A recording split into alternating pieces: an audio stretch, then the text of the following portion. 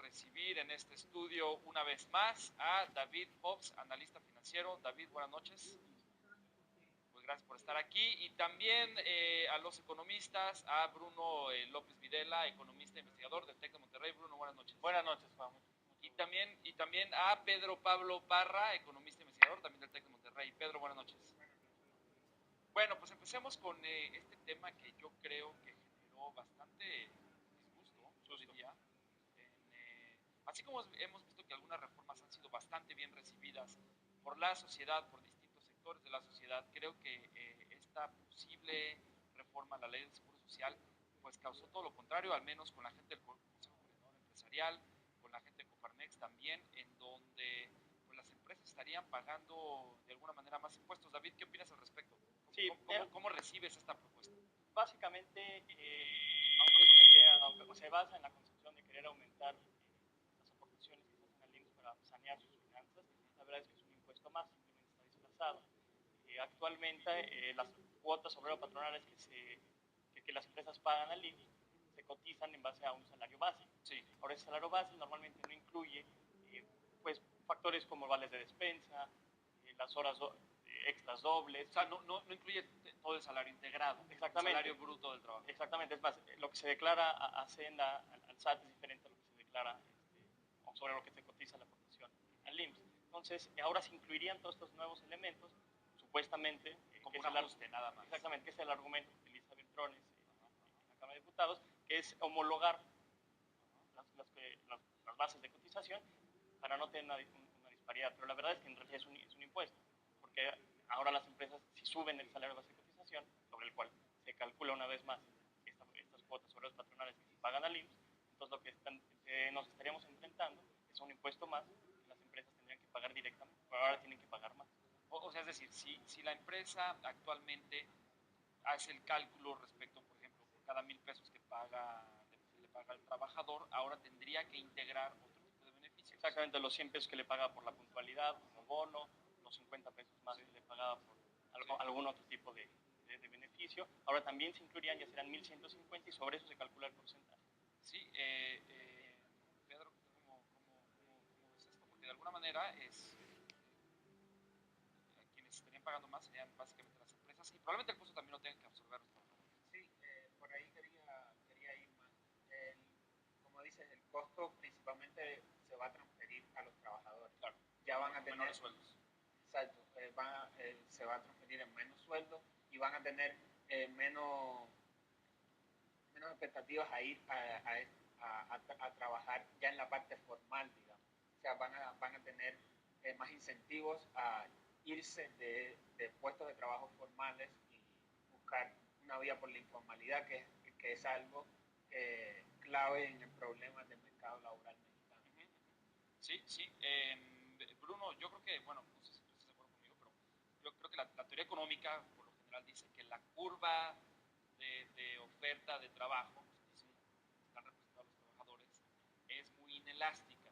Inelástica en términos más coloquiales, que cuando hay un costo que tiene que absorber el patrón, pues lo puede pagar el patrón, pero, como bien dice Pedro, le va a trasladar realmente este costo al trabajador, porque le va a quitar algún beneficio o simplemente los incrementos futuros van a ser menores. O se podrá transmitir también en un exceso de oferta por una disminución de demanda de trabajo, ¿no? Mira, yo creo que si bien es importante hacer una reforma en el IMSS, en el sistema de cotizaciones, no creo que vaya a ser una solución, sobre todo por el hecho de por los incentivos que se generan a la migración al mercado informal, ¿no? Como bien mencionaba Pedro, los trabajadores al percibir un menor salario van a tener mayores incentivos para migrar al sector informal, que cada vez está creciendo más, ¿no? Ahora, obviamente, el sector informal tiene un límite, no es que crece de manera indefinida, ¿no?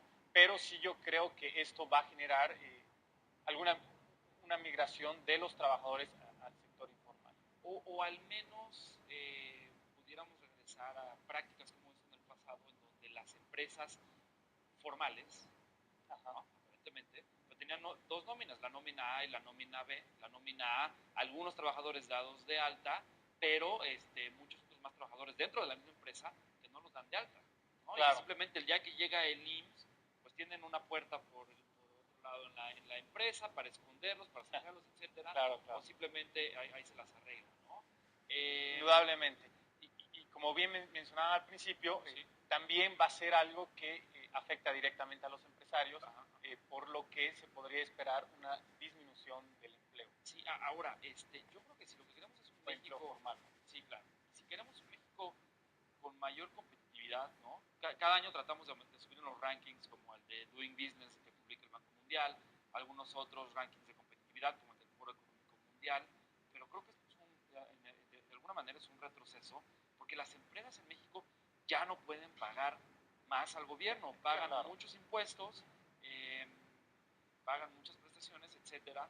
No todas las empresas tienen un cash flow impresionante, ¿no? La mayoría de las empresas en este país son pymes. David, ¿tú cómo ves esto desde el punto de vista de la competitividad? ¿Tú crees que vaya a atentar a la competitividad del país?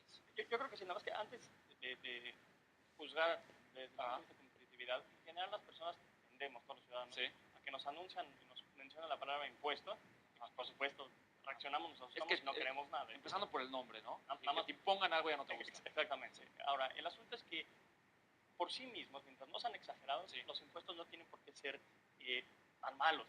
¿Sí? Un gobierno tiene derecho a comprar los impuestos siempre y cuando ya esté la clave que México no está cumpliendo, los utilice bien, los administre bien y la población pueda reclamar el uso de los impuestos. Y hay que pagarlos, hay que pagarlos, ¿no? Y en realidad en México no son impuestos tan altos en comparación de los impuestos que se pueden observar en otros países. Lo que sí, el gran problema que existe en México es la utilización de los impuestos. Por ejemplo, en el caso el retorno que percibe el exactamente. En el caso del IMSS, bueno, las finanzas del IMSS todos conocemos que están en un muy mal estado.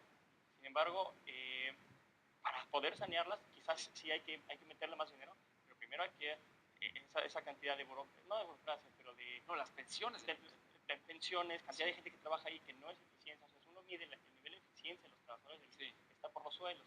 Entonces, y no nomás de los trabajadores, también del uso de activos, por donde le busques. Sí.